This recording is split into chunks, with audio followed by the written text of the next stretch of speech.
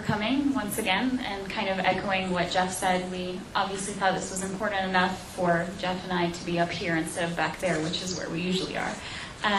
If I am on my phone, it's because I'm live tweeting, not because I'm not interested in what the candidates have to say. So we'll start off with the first question. Colorado, unfortunately, has seen more than its fair share of mass shootings in recent decades by suburban high school students and the mentally disturbed college dropout. While both of you have argued against gun control measures passed in 2013, what legislative solutions would you advocate in their place? I start. Yes. Just to be clear. Yes. I have 2 minutes. Yes. Okay. That doesn't count against my time. No.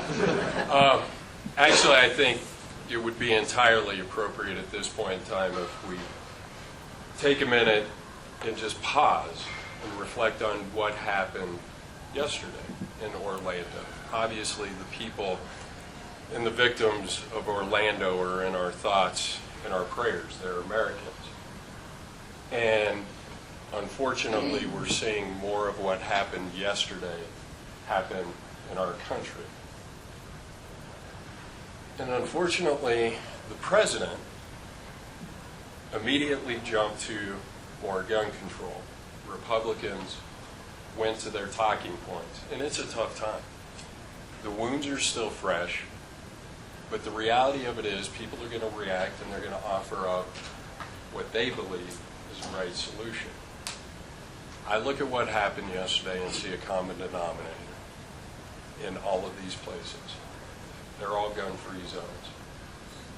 I'll tell you what, I didn't feel safe tonight until I saw the young gentleman over there with the baseball hat on backwards walk in with open carry. I feel 100% comfortable and confident knowing that that young gentleman is sitting right there. We are not in a gun-free zone. The reality of it is the guns are in society. We can debate back and forth about whether or not you believe we should attempt to take guns from law-abiding citizens, which I don't think we should do. I support constitutional carry, always have. But just because we have law-abiding citizens with the right to carry, as long as we have gun-free zones, just like they had yesterday in Orlando, you are going to have law-abiding citizens who obey the law and individuals who break the law, just like yesterday. Excuse me, could the speakers use the microphone? Sure. I don't think Tom or I have ever been told we can't hear today, but I can barely hear you. I know. And you know what? I would invite you to come up because I don't think this will be an easy solution. You can sit right here. There's a seat right That's okay. I'm Okay. here. All right. I appreciate your offer. Well, I think too. There's a need for a pause, and you know, just with the recent events in Berthoud, the events in Orlando, I think what we see is a general issue. I would echo a lot of the things about no gun or gun-free zones, but I would also suggest that some of the more endemic problems that we have with gun control or gun issues in this country is the fact that we've really put ourselves in a situation of saying that guns are either good or bad. You're either on one side of this issue or you're on the other. In fourth grade, where I grew up, which was northern Missouri, we had the state wildlife officer come in and teach us hunter safety in fourth grade. And as a class, we went outside and we took our hunter safety. We went outside and everybody in the class shot a .22. They understood what it was to hold a gun, what it was to shoot a gun, and they understood all of the things that made it important to know how to treat that gun safely and respect it. We're in a world where in the last 30 years we've really created this dichotomy. And so you have a lot of individuals who see guns only as a tool to do something evil and bad. And I think we'd all agree that evil is one of those pervasive things that when you see it, and you see it in a town like Orlando, you see it in situations we see in northern Colorado, there has to be something transformative that keeps people from thinking that this is just a tool of evil. It's not. I hunt with guns. I'm a concealed carry instructor, so I hope Tom feels extra safe because I'm in the room. But the fact is that one of the things that we really do is we teach people how to treat with respect a deadly weapon. And that's an important thing to learn. You have 1 minute. I didn't see Hugh's gun. I apologize, but I trust you have it with you. That's why they call it concealed carry. You know what? Hugh hit on an excellent point in this idea that people view a weapon positively or negatively. Anything we can do, and I certainly appreciate what he does from an educational standpoint, particularly with the youth, because it does start with our youth. My kids started at a very early age with weapons, with guns, and have that appreciation and that respect, which just speaks to the heart of who we are as a culture. And do we want to allow that culture to continue to move in that direction where people view a weapon as an evil tool, evil instrument, or are we going to take our values and help with the education process side of it? So, Hugh, thank you for what you do. Thank you. At a recent appearance in California, presumptive Republican presidential nominee Donald Trump told an audience that he is going to solve your water problem. Because Colorado is an upper basin state subject to the Colorado River Compact of 1922, that could mean trouble for this state's water supply. How do you feel about Trump's effect at the top of the ticket, and how much do you support him? Well, I would love to see that Donald Trump could change the weather in California and fix things out there, but it is an issue. When I talk about water and when I delve into this, we moved here again years ago up north of Wellington, and I had never farmed where you could irrigate. And I thought, wow, this is amazing. You can control, you have 350 days of sunshine. You control your water. This is a place where you could grow anything. The challenge that we always have is, whose water is it?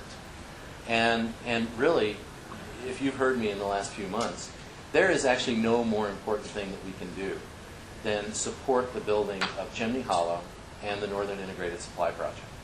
When we talk about what these compacts mean, they mean that you need to use your water. And the longer we have our Windy Gap water going downriver, the longer those communities of Las Vegas and Phoenix and Los Angeles get to learn how to rely on our water. And we need to build our bathtubs, as we call them, build our reservoirs, bring our water to this side of the mountains. The compact is something that we all pay attention to kind of all the time. And in the conversations that I have with the folks at Northern Water, we have the ability to make sure that our water stays our own. But we have to start moving dirt to make sure it comes to us. There's 25 years worth of water that Loveland needs. And if you can imagine the impact of that in this community, then what you really have to understand is that we have to make sure we get that water on this side of the mountains and we keep it here. Because Los Angeles, Las Vegas, and Phoenix are going to be thirsty forever. I don't know that Donald Trump can solve our water problems, but we can solve some of ours. And the biggest thing we need to do is start moving dirt down at Chimney Hollow. 3 minutes. Yep. I was on the radio for 3 years. And it was interesting because in those 3 years on the radio, we would talk about oil and gas exploration. We would interview Jared Polis once a month. One of the big issues that we would engage with Congressman Polis on was clean energy, wind, solar, etc. And we would always interview Brian and Eric from Northern Colorado Water. It was interesting because after 3 years of doing this on the radio, the most feedback we ever got from listeners related to one of those topics. We realized very early on that a lot of misinformation was going on in Northern Colorado. So my partner on the radio, Devin Lentz, at that point in time, we started a company called Conserving Nature's Resources. Once a year, this year on September 9th, free plug for our event, we will bring all of those topics to one place to help educate residents in Northern Colorado. And one of the key pieces that we need to help in that education process is with clean water storage projects.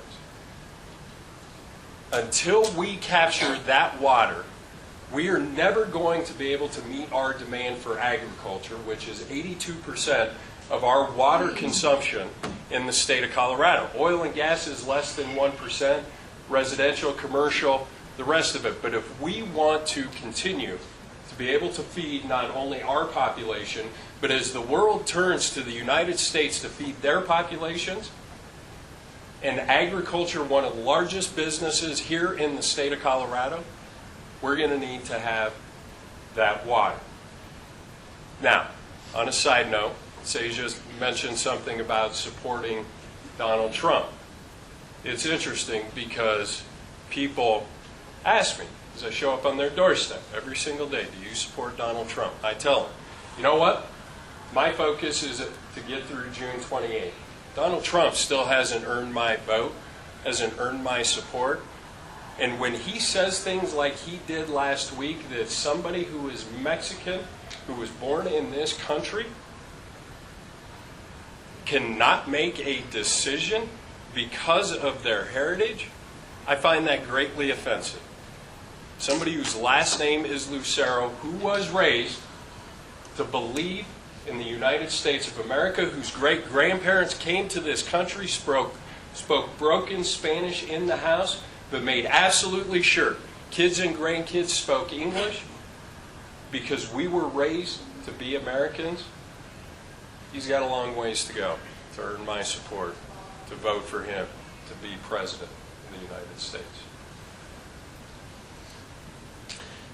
One of the questions that I get a lot is, kind of what have you done on city council that you really think is one of the better things you've ever done?